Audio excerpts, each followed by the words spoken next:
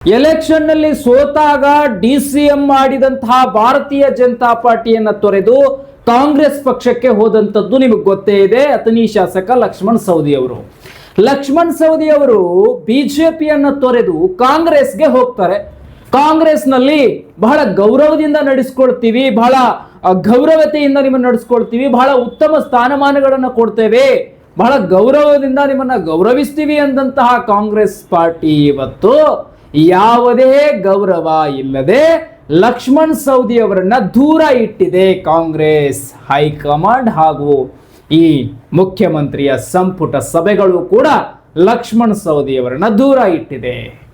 ಲಕ್ಷ್ಮಣ್ ಸವದಿ ಅವರು ಕುತ್ಕೊಂಡು ಅವ್ರು ಏನ್ ಹೇಳ್ತಾರೋ ಅದನ್ನ ಕೇಳಿಸ್ಕೊಳ್ಳೋದು, ಮತ್ತೆ ಅವರ ಕ್ಷೇತ್ರಕ್ಕೆ ಮರಳೋದು, ಇಷ್ಟು ಬಿಟ್ಟರೆ ಯಾವುದೇ ರೀತಿಯಾದಂತಹ ಉನ್ನತ ಸ್ಥಾನಮಾನಗಳನ್ನ ಲಕ್ಷ್ಮಣ್ ಸವದಿ ಅವರಿಗೆ ಕೊಡಲೇ ಇಲ್ಲ. ಬಿಜೆಪಿಯಲ್ಲಿ ಉಪಮುಖ್ಯಮಂತ್ರಿ ಆದಂತಹ ಲಕ್ಷ್ಮಣ್ ಸವದಿ ಅವರಿಗೆ ಕಾಂಗ್ರೆಸ್ನಲ್ಲಿ ಯಾವುದೇ ರೀತಿಯಾದಂತಹ ಸ್ಥಾನಮಾನಗಳು ದೊರಕಲಿಲ್ಲ. ನಿರಾಸೆಯಾಗಿ ಕಾಂಗ್ರೆಸ್ ಪಕ್ಷದಲ್ಲಿ ನಿರಾಸೆಗೊಂಡಂತಹ ಲಕ್ಷ್ಮಣ್ ಸವದಿಯ ಮುಖದಲ್ಲಿ ರಾಜಕೀಯ ಕಳೆಯೇ ಹೊರಟೋದಂತ ಕಾಣಿಸ್ತಾ ಇದೆ. ಯಾಕಂದ್ರೆ ವ್ಯವಸ್ಥೆ ಆಗಿದೆ. ಕಾಂಗ್ರೆಸ್ ಪಾರ್ಟಿ ಇವರನ್ನ ಕರೆಸ್ಕೊಂಡಿತ್ತು. ಏನಂತ ಹೇಳಿ ಕರೆಸ್ಕೊಂಡಿತ್ತು? ಗೌರವದಿಂದ ನಡೆಸ್ಕೊಳ್ತೇವೆ. MLA ಆಗಿ ಎಲ್ಲಿದ್ರು ಗೌರವದಿಂದ ನಡೆಸ್ಕೊಳ್ತಾನೆ ಇದ್ರು ಲಕ್ಷ್ಮಣ್ ಸವದಿ ಅವರನ್ನ. ಯಾಕಂದ್ರೆ ಲಕ್ಷ್ಮಣ್ ಸವದಿ ಕೂಡ ಒಬ್ಬ ಪ್ರಭಾವಿ ರಾಜಕಾರಣಿ ಅನ್ನುವ ಕಾರಣಕ್ಕೆ ಲಕ್ಷ್ಮಣ್ ಸವದಿ ಅವರನ್ನ ಗೌರವದಿಂದ ನಾವು ಕರೆಕಾಡ್ತೇವೆ ಅಂತ ಹೇಳಿದ್ರು. ಏನೋ ಕಳಿಸಿದ್ರಂತೆ, ಕಾರ್ ಕಳಿಸಿದ್ರಂತೆ, ಹೆಲಿಕಾಪ್ಟರ್ ಕಳಿಸಿದ್ರಂತೆ ಲಕ್ಷ್ಮಣ್ ಸವದಿ ಅವ್ರನ್ನ ಬರಮಾಡ್ಕೊಳ್ಳಿಕ್ಕೆ ಕಾಂಗ್ರೆಸ್ ಪಕ್ಷದ ಪ್ರಮುಖ ಮುಖಂಡರು. ಲಕ್ಷ್ಮಣ್ ಸವದಿ ಅವರನ್ನ ಬಿಜೆಪಿಯಿಂದ ಕಾಂಗ್ರೆಸ್ಗೆ ಹೋಗುವಾಗ ಬಹಳ ಗೌರವದಿಂದ ಹೂವಿನ ಶಾಲ ಹಾಕಿದ್ರೇನು, ಏನು ಧ್ವಜ ಕೊಟ್ಟರು ಕಾಂಗ್ರೆಸ್ ಪಕ್ಷದ್ದು, ಏನು ಸನ್ಮಾನ ಮಾಡಿದ್ರು. ಲಕ್ಷ್ಮಣ್ ಸವದಿ ಅವ್ರನ್ನ ಕರ್ಕೊಂಡು ಅಕ್ಕ ಪಕ್ಕ ಕುತ್ಕೊಂಡು CM ಸಿದ್ದರಾಮಯ್ಯನವ್ರ ಅಕ್ಕ ಪಕ್ಕ ಕುತ್ಕೊಂಡಿದ್ರು. ಆವಾಗ ಸಿದ್ದರಾಮಯ್ಯನವ್ರು CM ಇದ್ರು. ಇವಾಗ ಈ ಕಡೆ DK ಶಿವಕುಮಾರ್ ಅವರು. ಏನದು ಒಂದು ತರ ನೋಡ್ಲಿಕ್ಕೆ ರಾಜ್ಯ ವೈಭವ. ಲಕ್ಷ್ಮಣ್ ಸವದಿಯವರ ಆವತ್ತಿನ ದಿನ ಕಾಂಗ್ರೆಸ್ಗೆ ಹೋಗ್ತಾರೆ ಅಂದ್ರೆ ರಾಜ್ಯ ವೈಭವ.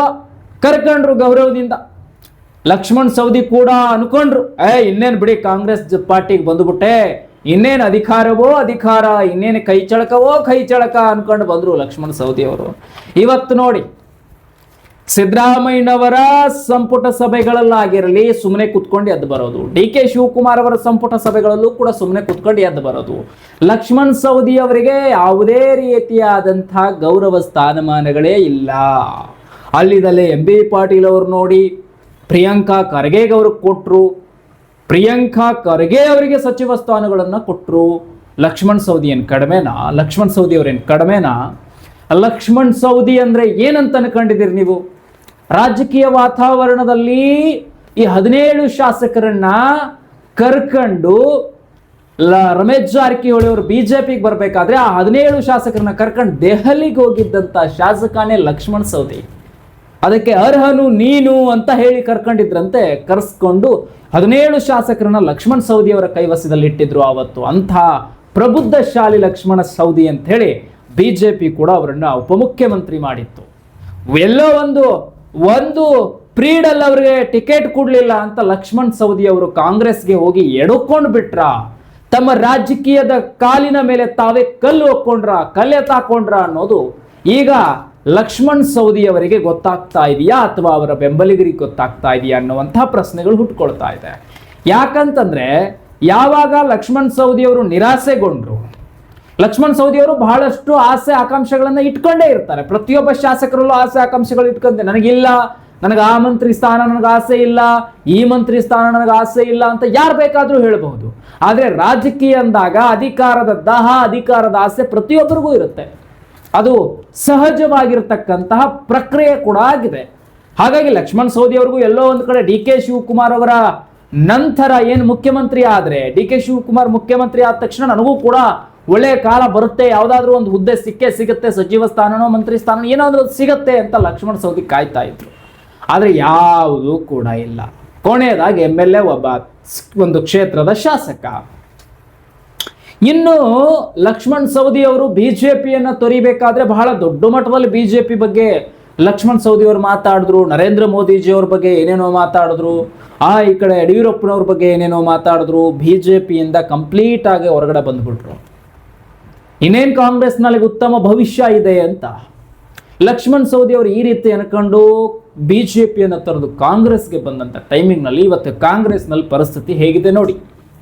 ಲಕ್ಷ್ಮಣ್ ಸವದಿ ಅವ್ರದ್ದು ಇಷ್ಟು ದಿವಸ ಲಕ್ಷ್ಮಣ್ ಸವದಿ ಅವರಿಗೆ ಕಾಂಗ್ರೆಸ್ನಲ್ಲಿ ಬಹಳ ಆಸೆ ಆಕಾಂಕ್ಷೆಗಳನ್ನ ಇಟ್ಕೊಂಡು ಸಚಿವ ಸ್ಥಾನ ಸಿಗುತ್ತೆ. ಎಲ್ಲಿ ಸಿಗುತ್ತೆ ಸಚಿವ ಸ್ಥಾನ? ಕಾಂಗ್ರೆಸ್ನಲ್ಲಿ ಸಚಿವ ಸ್ಥಾನ ಕೊಡ್ತಾರಾ? ಯಾವುದೋ ಒಂದು ಪಕ್ಷದಿಂದ ಬಂದವರಿಗೆ ಅಷ್ಟು ಬೇಗ ಕಾಂಗ್ರೆಸ್ ಒಪ್ಪಿಕೊಳ್ಳುತ್ತಾ? ಇಲ್ಲ. ಕಾಂಗ್ರೆಸ್ನಲ್ಲಿ ಲಕ್ಷ್ಮಣ್ ಸವದಿ ಅವರಿಗೆ ರಾಜಕೀಯ ಭವಿಷ್ಯವೇ ಇಲ್ಲ ಅನ್ನೋದು ಕೂಡ ಬಹಳ ಸ್ಪಷ್ಟವಾಗಿ ಕಾಣಿಸುತ್ತೆ ಇಲ್ಲಿ. ಯಾಕಂದ್ರೆ ಒಂದು ಕಡೆ ಸತೀಶ್ ಜಾರಕಿಹೊಳಿ ಇದ್ದಾರೆ, ಬಿಡೋದಿಲ್ಲ ಯಾವುದಕ್ಕೂ. ಸತೀಶ್ ಜಾರಕಿಹೊಳಿ ಏನು ಹೇಳ್ತಾರ ಅದು ನಡೆಯುತ್ತೆ, ಅದೇ ನಡೆಯುತ್ತೆ. ಸತೀಶ್ ಜಾರಕಿಹೊಳಿ ಅವರಿಗೆ ಕೆಪಿಸಿಸಿ ಅಧ್ಯಕ್ಷ ಸ್ಥಾನ ದೊರೆಯಲಿಲ್ಲ. ಯಾರಿಗೆ? ಸತೀಶ್ ಜಾರಕಿಹೊಳಿ ಅವರಿಗೆ. ಬೇರೆ ಬೇರೆ ಹುದ್ದೆಗಳಲ್ಲಿ ಸತೀಶ್ ಜಾರಕಿಹೊಳಿ ಅಳವಡಿಸ್ಕೊಂಡ್ರು, ಅಡ್ಜಸ್ಟ್ ಆದ್ರು. ಇನ್ನು ಲಕ್ಷ್ಮಣ್ ಸವದಿ ಅವರಿಗೆ ಯಾವ್ದಾದ್ರು ಮಂತ್ರಿಗಿರಿ ಸ್ಥಾನ ಕೊಟ್ರ ಸತೀಶ್ ಜಾರಕಿಹೊಳಿ ಸುಮ್ಮನೆ ಇರ್ತಾರ? ರಾಜಕೀಯ ಅಂದಾಗ ಬಹಳಷ್ಟು ತೆಳ ಮೇಲೆ ಕೆಳಗೆ ಆಗ್ತಾ ಇರುತ್ತೆ. ಆದ್ರೆ ಕಾಂಗ್ರೆಸ್ ಸೇರ್ಪಡೆ ಆದಂತಹ ಲಕ್ಷ್ಮಣ್ ಸವದಿ ಅವರಿಗೆ ರಾಜಕೀಯ ಹಿನ್ನಡೆ ಆಗ್ತಾ ಇದೆ ಅನ್ನೋದು ಬಹಳ ಸ್ಪಷ್ಟವಾಗಿ ಚಿತ್ರಣ ಕಾಣಿಸ್ಕೊಳ್ತಾ ಇದೆ ಲಕ್ಷ್ಮಣ್ ಸವದಿ ಅವರ ರಾಜಕೀಯ ಭವಿಷ್ಯ. ಬಿಜೆಪಿಯಲ್ಲಿದ್ದಂತಹ ಟೈಮಿಂಗ್ ನಲ್ಲಿ ಅವರಿಗಿದ್ದಂತಹ ಹೈ ವೋಲ್ಟೇಜ್ ಪವರ್ ತುಂಬಾನೇ ಇತ್ತು ನೋಡಿ. ಒಂದು ಸರಿ ಟಿಕೆಟ್ ಸಿಗ್ಲಿಲ್ಲ ಅಂತ ಲಕ್ಷ್ಮಣ್ ಸವದಿ ಅವರು ಎಡವಿದ್ರ. ಲಕ್ಷ್ಮಣ್ ಸವದಿ ಅವರೇ ಕೂತ್ಕೊಂಡು ಖುದ್ದು ಅಥಣಿಯಲ್ಲಿ ಅವರ ವಿರೋಧವಾಗಿ ನಿಂತ್ಕೊಳ್ತಾ ಇರುವಂತ ಅಥವಾ ಬಿಜೆಪಿಯಲ್ಲೇ ಬೇರೆದವರಿಗೆ ಕೊಟ್ಟಂತಹ ಟಿಕೆಟ್ ಅನ್ನ ತಗೊಂಡು ಅವರನ್ನ ಗೆಲ್ಲಿಸ್ಕೊಂಡ್ಬರ್ಬೇಕಾಗಿತ್ತು ಲಕ್ಷ್ಮಣ್ ಸವದಿ ಅವರು. ಮುಂದೆ ರಾಜಕೀಯದಲ್ಲಿ ಅವ್ರಿಗೆ ಯಾವುದೋ ಒಂದು ಉತ್ತಮವಾದಂತಹ ಸ್ಥಾನಮಾನಗಳನ್ನ ಬಿಜೆಪಿ ಮೀಸಲಿಡ್ತಾನೆ ಇತ್ತು. ಯಾಕಂದ್ರೆ ಏನು ಇಲ್ಲದಂತಹ ಟೈಮಿಂಗ್ ನಲ್ಲಿ ಲಕ್ಷ್ಮಣ್ ಸವದಿ ಅವರು ಸೋತಂತಹ ಟೈಮಿಂಗ್ ನಲ್ಲಿ DCM ಮಾಡಿದಂತಹ ಭಾರತೀಯ ಜನತಾ ಪಾರ್ಟಿಯಲ್ಲಿ ಉತ್ತಮ ಭವಿಷ್ಯ ಮುಂದೆ ಹೋಗ್ತಾ ಇತ್ತು ಲಕ್ಷ್ಮಣ್ ಸವದಿ ಅವರ ರಾಜಕೀಯ ಭವಿಷ್ಯ. ಆದ್ರೆ ಈಗ ಕಾಂಗ್ರೆಸ್ನಲ್ಲಿ ಸ್ಥಗಿತಗೊಳ್ತು. ಯಾವುದೇ ರೀತಿಯಾದಂತಹ ಇದನ್ನಿಲ್ಲ, ಮತ್ತೆ ಯಾವುದೇ ರೀತಿಯಾದಂತಹ ಅಷ್ಟೊಂದು ಅಭಿವೃದ್ಧಿ ಕೂಡ ಲಕ್ಷ್ಮಣ್ ಸವದಿ ಅವರ ಕಡೆಯಿಂದ ಈ ಕಾಂಗ್ರೆಸ್ ಪಕ್ಷದಲ್ಲಿ ಬಂದಾಗಿನಿಂದ ಕಾಣಿಸ್ಕೊಳ್ತಾ ಇಲ್ಲ. ಎಲ್ಲೋ ಒಂದ್ ಕಡೆ ನೀರು ಅನ್ನೋದನ್ನ ತಗೊಂಡು ಬರ್ತಾರೆ, ವಿಡಿಯೋ ಮಾಡ್ತಾರೆ, ಎಲ್ಲ ಕಡೆ ಬಿಡ್ತಾರೆ, ನೀರು ಬಂತು. ಮೊದಲು ಬಿಜೆಪಿಯಲ್ಲಿ ಇದ್ದಂತಹ ವೇಳೆಯಲ್ಲಿ ಸವದಿ ಅವರು ಮಾಡಿದಂತಹ ಅಭಿವೃದ್ಧಿ ಕಾಂಗ್ರೆಸ್ ಪಕ್ಷಕ್ಕೆ ಬಂದ ಮೇಲೆ ಆಗ್ತಾ ಇದೆಯಾ ಅಂತ ಒಂದ್ಸರಿ ಆಲಿಸಿ ನೋಡಿದಂತಹ ರಿಸಲ್ಟ್ ಅನ್ನು ತೆಗೆದಾಗ ಅಷ್ಟೊಂದು ರಿಸಲ್ಟ್ ಬರ್ತಾ ಇಲ್ಲ. ಇನ್ನು ಭಾರತೀಯ ಜನತಾ ಪಾರ್ಟಿಯಲ್ಲಿ ಇದ್ದಂತಹ ಲಕ್ಷ್ಮಣ್ ಸವದಿ ಅವರ ರಾಜಕೀಯ ಭವಿಷ್ಯದಲ್ಲಿ ಹೇಗಿದ್ರು, ಎಷ್ಟು ಹೈ ವೋಲ್ಟೇಜ್ ಪವರ್ ಅಲ್ಲಿ ಇದ್ರು, ಇವತ್ತಷ್ಟಿದಾರಾ? ಸುಮ್ಮನೆ ಒಂದು ಕಡೆ ಸೈಡಲ್ಲಿ ಇದ್ದಾರೆ ಲಕ್ಷ್ಮಣ್ ಸವದಿ ಅವರು, ಸುಮ್ಮನೆ ಒಂದು ಕಡೆ ಸೈಡಲ್ಲಿ. ಬಹುತೇಕ ಸವದಿಯವರ ರಾಜಕೀಯದಲ್ಲಿ ಕುಂಠಿತ ಆಯ್ತಾ ಅನ್ನುವಂತಹ ಪ್ರಶ್ನೆಗಳ ಬಿರುಗಾಳಿ ಹೇಳ್ತಾ ಇರೋದಂತೂ ಸತ್ಯ. ಸವದಿಯವರು ನಿರಾಸೆಯಾಗಿ ಮೊನ್ನೆ ಬಂದಿರುವಂಥದ್ದಂತೂ ಸತ್ಯ. ಟೋಟಲ್ ಆಗಿ ಸವದಿ ಅವರಿಗೆ ರಾಜಕೀಯದಲ್ಲಿ ಕಾಂಗ್ರೆಸ್ ಹಿನ್ನಡೆ ಕೊಡ್ತಾ ಇದೆ, ಕಾಂಗ್ರೆಸ್ ನಿರಾಸೆ ಮಾಡ್ತಾ ಇದೆ ಅನ್ನೋದಂತೂ ಸತ್ಯ. ಇನ್ನು ಮರಳಿ ಬಿಜೆಪಿಗೆ ಬರ್ತೀನಿ ಅಂದ್ರೂ ಕೂಡ ಇಲ್ಲಿ ಆ ಕಡೆ ಸಾಹುಕಾರ ಇದ್ದಾರೆ, ಸತೀಶ್ ಜಾರಕಿಹೊಳಿ ಅವರ ಸಹೋದರ ರಮೇಶ್ ಜಾರಕಿಹೊಳಿ ಇದ್ದಾರೆ. ಏನ್ ಮಾಡೋದು? ಲಕ್ಷ್ಮಣ್ ಸವದಿ ಅವರ ರಾಜಕೀಯದಲ್ಲಿ ಬಹಳಷ್ಟು ಕುಂಠಿತ ಆಗ್ತಾ ಇರೋದಂತೂ ಸತ್ಯ. ಆದ್ರೆ ಈಗ ಮತ್ತೆ ಬಿಜೆಪಿಗೆ ನಾನು ಬರಕ್ ಬಿಡಲ್ಲ ಅಂತ ಈ ಕಡೆ ರಮೇಶ್ ಜಾರಕಿಹೊಳಿ. ಸೊ ಟೋಟಲ್ ಆಗಿ ಸವದಿ ಅವರ ರಾಜಕೀಯ ಭವಿಷ್ಯ ಮತ್ತೆ ಮುಂದೆ ಹೇಗೆ ಒರಿಯಲಿದೆ? ಏನಾದ್ರೂ ತಿರುವು ಕೊಡ್ತಾರಾ? ಲಕ್ಷ್ಮಣ್ ಸವದಿ ಅವರು ಬೇರೆ ಯಾವುದಾದ್ರೂ ರೀತಿಯಾದಂತಹ ಪ್ಲಾನ್ ಮಾಡಿ ರಾಜಕೀಯದಲ್ಲಿ ಮತ್ತಷ್ಟು ಮುನ್ನುಗ್ಗುವಂತ ಪ್ರಯತ್ನ ಮಾಡ್ತಾರಾ? ಪ್ರತಿ ಇಂಚಿಂಚು ರಾಜಕೀಯ ಮಾಹಿತಿಗಳನ್ನು ನಿಮ್ಮ ಮುಂದೆ ಲಭ್ಯಪಡಿಸ್ತಾ ಇರುತ್ತೆ YGM ಸರ್ಕಾರ ಯೂಟ್ಯೂಬ್ ಚಾನಲ್. ಸಬ್ಸ್ಕ್ರೈಬ್ ಮಾಡಿ. ಆದಷ್ಟು ಬೇಗ ಮತ್ತೊಂದು ವಿಡಿಯೋದಲ್ಲಿ ನಿಮ್ಮನ್ನು ಭೇಟಿ ಮಾಡ್ತೀನಿ ರಾಜಕೀಯ ಸುದ್ದಿಯೊಂದಿಗೆ. ನಮಸ್ಕಾರ.